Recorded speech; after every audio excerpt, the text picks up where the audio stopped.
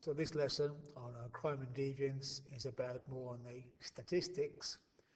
We already know from previous lessons that they're pretty wrong, and we need to try and figure out some of the theories people have for why they're wrong.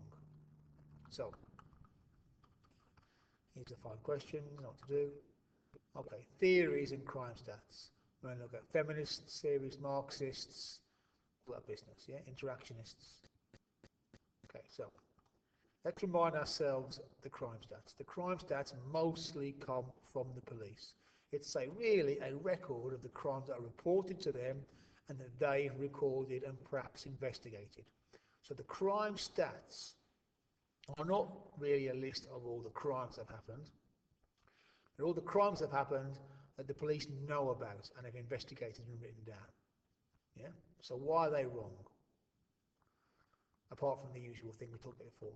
So to a feminist like Pat Carlin, if crime theories to do with women are wrong for patriarchal reasons.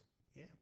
So crime stats overall are women are quite low, and that could be because as long as a woman is obeying her gender roles, she's less likely to be arrested and sent to prison. Because although she is breaking the law sometimes, as long as she's under male social control, obeying her gender role, she is treated leniently. On the flip side, if a woman is committing a crime and is also going against the culture, not obeying her gender role, the courts treat her very harshly.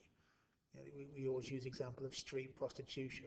With a capitalist culture, someone is simply selling something that belongs to her, and yet our culture, the law treats it very harshly, mostly. Yeah? So the feminists, the stats are wrong because different types of women that appear on the stats are the ones who are not just criminals, but they're deviant, not obeying their gender roles. Right, Marxists and the stats. So Marxists say, well, the stats are really wrong because, number one, white-collar crime's hardly on there. Just because it's not on there doesn't mean it doesn't exist. But by definition, this is a crime committed by the bourgeoisie, and therefore they get away with it. Yeah. So if you get somebody who is working class and on drugs, they go to prison. If you're rich and on drugs, it's a scandal, I'm going to rehab. And Marxists like Mannheim also talk about what they call selective law enforcement. If the police are an agency controlled by the bourgeoisie direct their time towards the working class and towards ethnic minorities who are also working class. But the police don't leave the police station in the morning and wander around the city they work in at random. They are sent to certain areas. Areas are selected for heavier police presences and more law enforcement. They decide who they're going to investigate, who they're going to stop and search, yeah? Who they're going to arrest. Selective enforcement. And to a Marxist, this selection is almost always the working class, which is linked to the Marxist work by Stuart Hall on moral panics. Again, the police are selecting certain groups, then the media steps in and creates a panic around that group. Because of the panic, more police investigate their group, patrol that area, more people are arrested, and then the stats, of course, go up. The stats appear to show there's more crime by that group because the police are investigating that group more. So the moral panic can cause the stats to go up artificially. Okay, last section, interactionists. So interactionists talk about labelling and self-fulfilling prophecies. So here you've got two groups of young men both doing the same thing. They're sat down outdoors.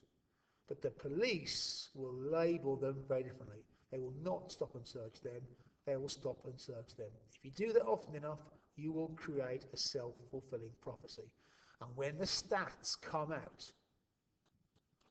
this group, the working class, appear to have committed way more crime than this group, the middle class, even though they might have committed crimes and no one knows because they weren't stopped and investigated.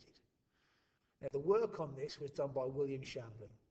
He went to an American city to gangs, groups of lads in school. One called the Saints, one called the Roughnecks.